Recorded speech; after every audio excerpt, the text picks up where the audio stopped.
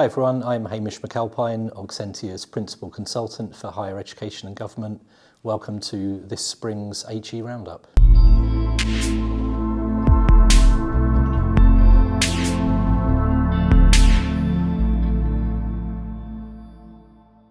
I think the first thing I'd like to talk about is the kind of general economic landscape in higher education at the moment. There's obviously quite a lot of economic and political turmoil, inflation running quite high with things like the war in Ukraine. But I guess that the good news is that governments still seem to have a really strong commitment to research and development and UK universities' role in that. And much has been said about the so-called UK as a global science superpower. So, for example, George Freeman, the Minister of State for Universities here in the UK, recently talked about the science superpower concept and that requiring universities to be producing world-leading research, to have world-leading impact, to be able to attract talent from all over the world to help us fulfil those ambitions. So really great to see a continued strong commitment from UK government when it comes to science and research. However, that is not universally good. There's some definite headwinds here.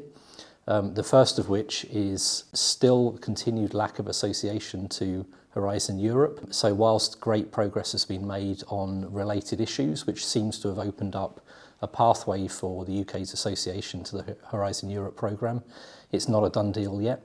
And the longer that negotiation goes on, the higher the risk that people will in the UK, researchers in the UK will miss opportunities. Secondly, in a related kind of area when it comes to Europe and Brexit is the coming to the end of European Regional Development Funding, ERDF. This has been a particularly important mechanism for many universities to engage with small and medium-sized enterprises, particularly in their local area. And it's been a really important stream of funding to provide sort of levelling up within some of those areas, particularly in the north of England and outside of the southeast in the UK.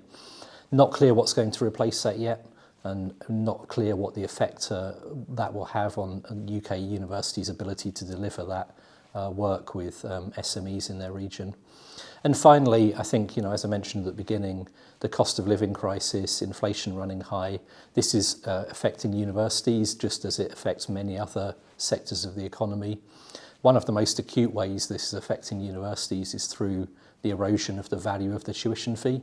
So tuition fees in the UK were set to £9,000 in 2011 and have only seen a very small increase since then. So the real value of tuition fees now is something more like between £6,500 and £7,000 in real terms, which is really hurting universities' finances. So a lot to be optimistic about, but some significant headwinds, and it'll be interesting to see how that plays out in the next couple of months and the rest of this year. So the second thing I'd like to talk about today is something I think I've mentioned in previous roundups, and that's our involvement in the commercialisation of not just research from the so-called STEM disciplines, science, engineering, technology, but we do a lot of work trying to help academics from the social sciences, the arts and the humanities commercialise their research too. And one of the ways we do that is through programme management of the Aspect network on behalf of the London School of Economics. And I'm really pleased to report that they've recently been successful and have been awarded significant funding from the Economic and Social Research Council, ESRC, and the Arts and Humanities Research Council, AHRC, which are both part of UK Research and Innovation. And this funding of around nearly £4 million is going to be used to further the commercialisation of these so-called shaped disciplines, the social sciences, the arts and the humanities.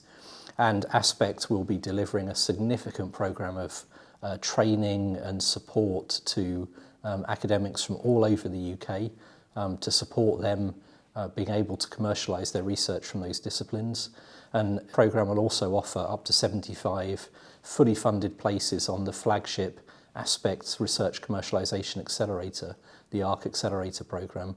We're super excited to play a small role in this. We really look forward to seeing, just how much impact can be realised from those disciplines. We've seen already from our work in this area that some fantastic really high impact ventures being created out of the social sciences, the arts and humanities. And it's not just about economic impact, but they're having significant social impact too. There'll be a lot more further information published about that via the Aspect website and via UKRI's website. But yeah, really excited to be part of that and can't wait to get going on it. So that's the Spring HE Roundup. If you're interested in anything we've said, you want to find out a bit more information about any of the topics we've discussed or how Oxentia can help your organisation, then please feel free to get in touch via our social channels or via the website, and I'll see you next time.